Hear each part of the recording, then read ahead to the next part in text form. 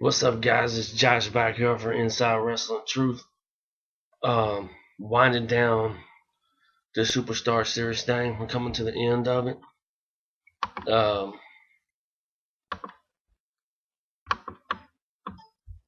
we uh, we got two guys left. I'm gonna have the next guy tonight, and then the grand finale will be Saturday night.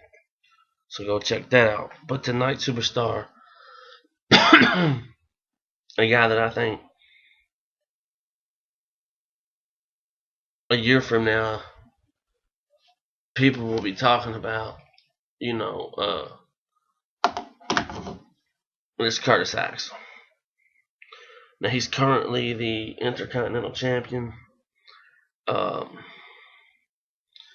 and I'll go more into that as the video goes on. But I just I wanted to make a video about Curtis Axel because he is talented, and his father was one of my all-time favorite guys.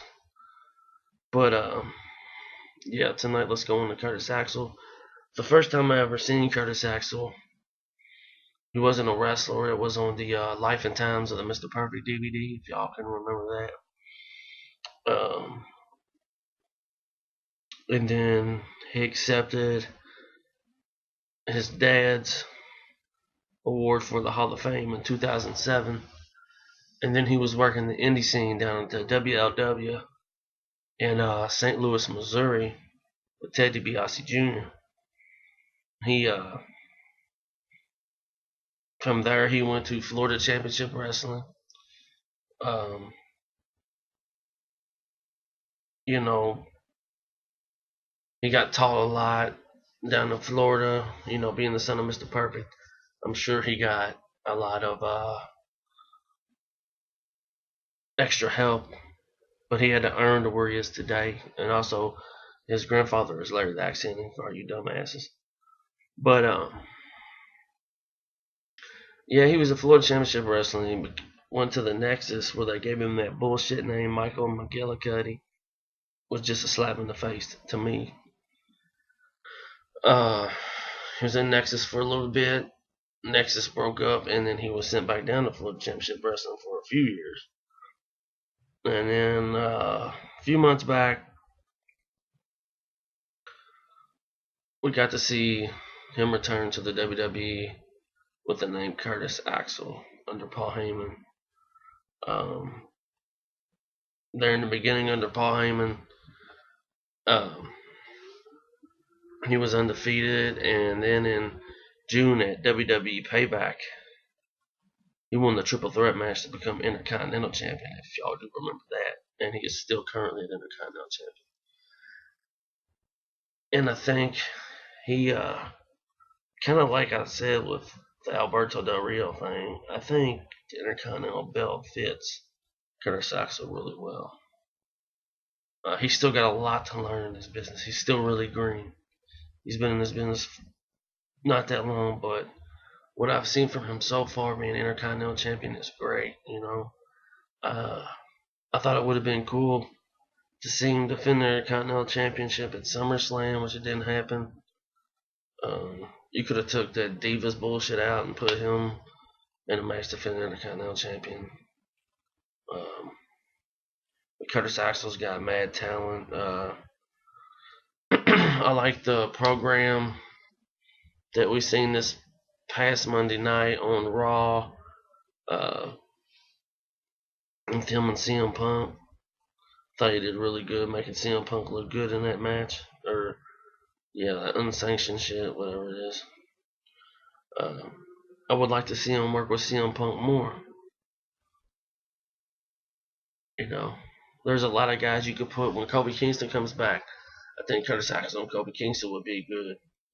Curtis Axel, R-Truth. Anybody you want to battle for the Intercontinental Champion, you know, put him with some guys that are young to the business, but at the same time experienced. I think that would be really, really good for Curtis Axel. But I think in a year from now, we'll be talking about all the shit that Curtis Axel has did and how far he has become, because he has got the natural ability, the natural born talent to be a main event player in this industry of wrestling. And I really like what the WWE did with him, putting him with Paul Heyman. I think that was really smart. And I like the Curtis Axel. If you're not going to give him the Curtis Axel name, Joe Henning would have been cool too. But that Michael McGillicuddy shit was just terrible.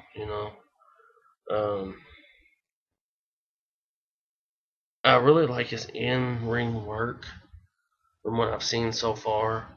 Of course, it can get better. He's green.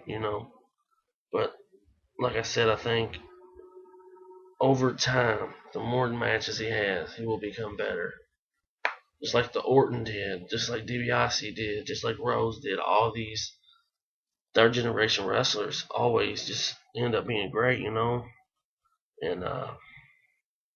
that's why he is on my Superstar Series list. I know I'll probably get some heat for putting him on here. Uh, but in my opinion, he's just up and coming. I think he's underappreciated. But here's something else I got to say about Curtis Axel. For him to get to be one of the main guys in the industry, he's Intercontinental Champion. You got to put him on the pay-per-views. You got to get him out there defending the Intercontinental title. Don't just put the Intercontinental title and put him with Paul Heyman and then try to make him look good. That's cool. But you got to let the man still wrestle. You got to get him out there defending the Intercontinental title.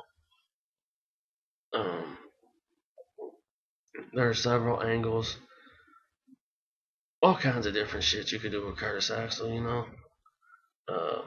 He's got the look, he's got the athleticism, and I don't think Curtis Axel necessarily I like him being Intercontinental Champion, but I don't necessarily think he's a guy that needs a belt to be a superstar. That's just this is my opinion. He was at Florida Championship Wrestling for years, and I don't understand why it took WWE so long to call him up. Because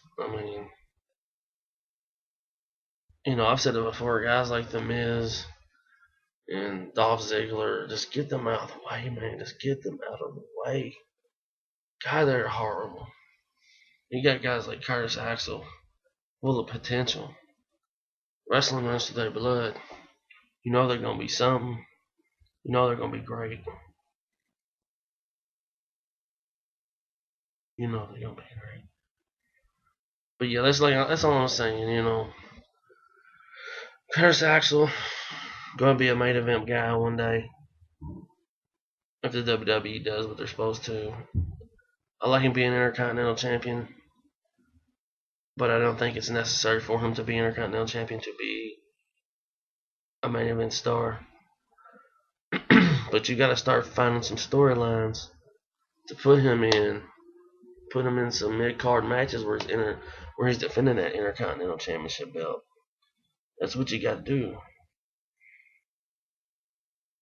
And keep him heel. Don't turn him face, because he's good. I like him better as a heel. And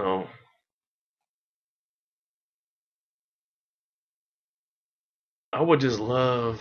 I know this will never happen, but me being a Curtis Axel, like Curtis Axel, it would just be awesome to have a big ass faction with Triple H, Randy Orton, Paul Heyman, Brock Lesnar, and Curtis Axel. That would be just awesome. Awesome heel faction. That's what I would like to see Curtis Axel being. But mad props to Curtis Axel. Got mad talent. He's a late bloomer, but he's full of potential, and I only see good things ahead for him. I had to put Curtis Axel up on this Superstar Series because he deserves it. And Only got one guy left for the Superstar Series, and then I'll probably do another Superstar Series next summer. But yeah, I got one more guy left on the Superstar Series, and then we're gonna do great wrestling moments in Louisville, Kentucky. Get ready for that one, cause that one's gonna be pretty cool. But yeah, shout out to Curtis Axel. Shout out to all the wrestling fans out there. Definite shout out to the independent scene. But like I always say, get your money and pay your bills. Peace.